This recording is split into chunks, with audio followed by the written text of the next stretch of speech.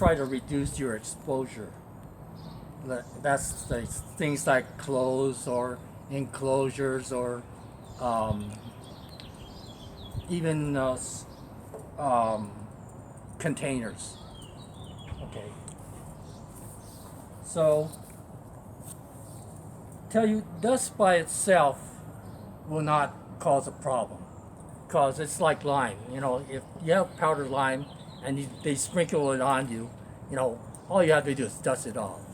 The only time it becomes problematic is when your skin gets wet or oily, like your suntan lotion, or you start sweating, or someone spritz you, and then um, that dust has a chance to be activated.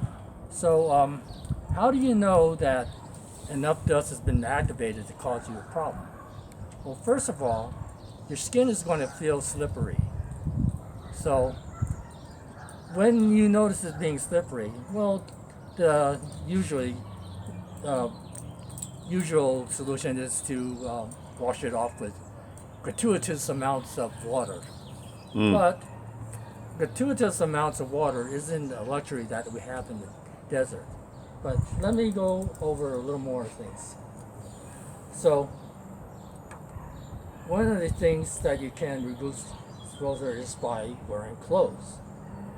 And also, wear watertight gloves for things like washing your dishes, washing your laundry, that so you won't get that much water on you, even though you might sweat a little in your gloves, but you can wipe it off later. So you try to reduce your exposure to water. And other thing are containers, like these plastic bins. But as they say, you know, pack all your clothing in these plastic bags with the zip locks on it. Those don't work. I mean, the heat will melt them and they'll just pop right open. So if you keep it in plastic container, that'll be good enough. Another thing is enclosures, like um, a little gazebo or something that you set up. All right, but okay, we'll take one case. Suppose that you did get your hands um, dried out enough so that it's all chafy and um, all scaly. Well, what you want to do before it gets to that is that, say we don't have gratuitous amounts of water there, you take low pH acid solution. They always suggest vinegar, but I don't really like the smell of vinegar, so I usually use witch hazel. But you can even use lemon juice if you don't want being sticky. So I just put that in a spray bottle and spray it on my hands, and then I'll wipe it off.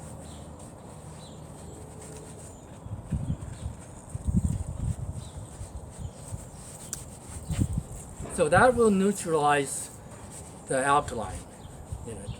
And after that, you can put some sort of moisturizer like hand cream, or just put more suntan lotion on. But what I suggest,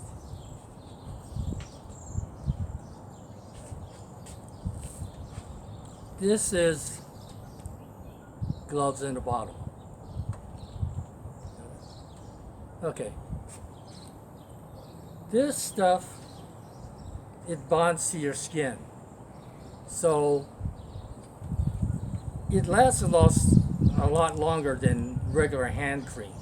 So if you're using hand cream, you have to reapply it, and when it wears out, wear it, apply it.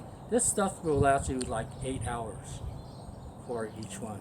And I I not only use it for, when I start getting all dusty, but I always apply it first in the morning when I get up and at night. So that's what I do.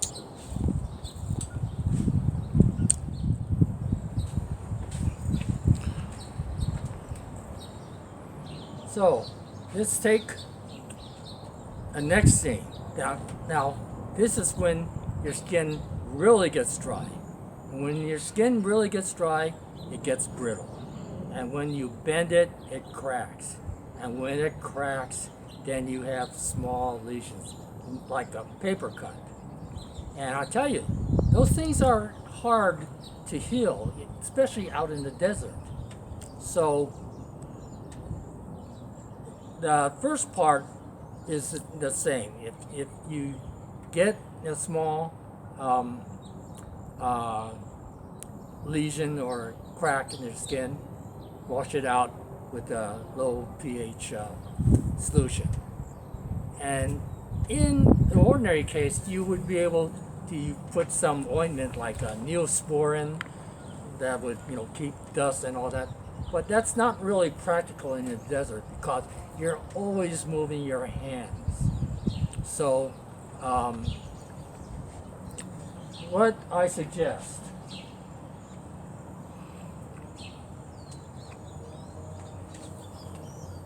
this is liquid bandage. Use this. Forget regular band-aids. Band-aids will just melt in the heat and they'll fall off and become move on the desert.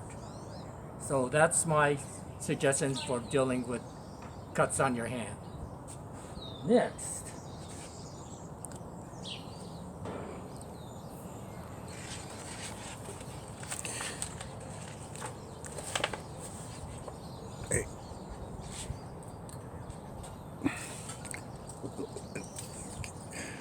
hygiene.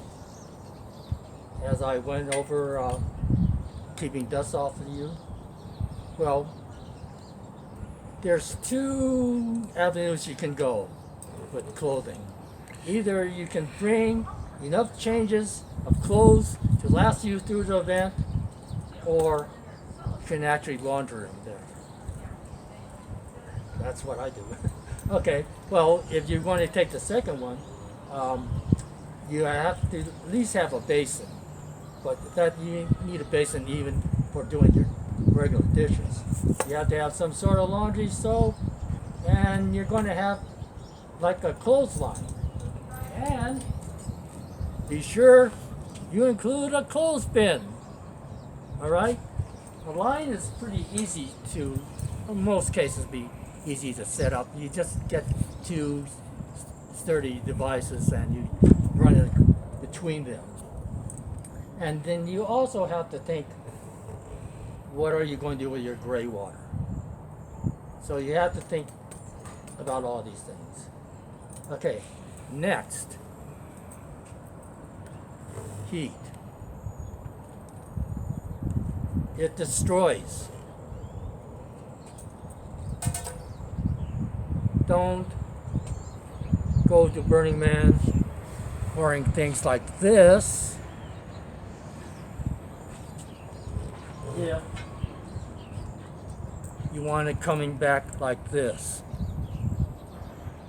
And that goes for all your electronics, including your cell phone, your tablet, your laptop. I mean, I'm not saying you can't bring them up. I'm saying you have to take precautions to make sure that they don't get destroyed by them. Okay. So, I'm going to, so one of the things you do to protect your electronic devices is, of course, keep them in the shade. But for like laptops or tablets, I got this. And this one is made by Salt. And I got this on the internet. And it's not going to last you forever. I mean, you can't, keep it out in the sun. But I think after you're done using your laptop or tablet or whatever, put it in here until you can get it back to camp and put it in some place that's cool. I mean, if you want, just put it in a plastic bag and stick it in your cooler. And that's way, it's not going to get destroyed.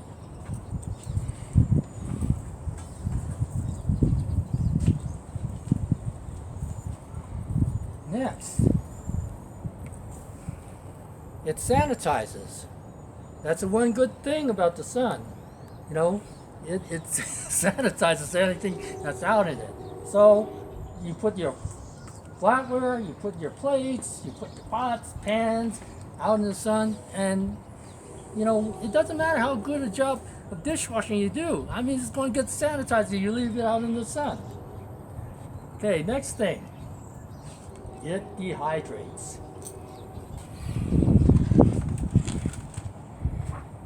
Okay, on the positive part of that, you can dehydrate your wet waste. That's like, your apple cores, your unfinished meals, even milk carton containers. And they have a new rule at Burning Man. They don't have burn barrels anymore. You can't burn your paper or even wood there. They don't have the burn barrels there. So that means that you're going to have to pack it all in and take it with you. Okay, so what you want to do is all your wet waste, you want to dehydrate them. So you don't want any stinky, bacterial infested, liquids running all around your car, even if you have it in your garbage bag. You don't want it, have an accident where it gets all over your car. So what I do, all my wet waste, I have a drying bag. And this is simply a fruit bag that you get at your groceries, have apples and oranges in that. And you just, put all your wet waste in it, leave it in the sun, and they dry to the rock hard. And that's a very simple thing to do.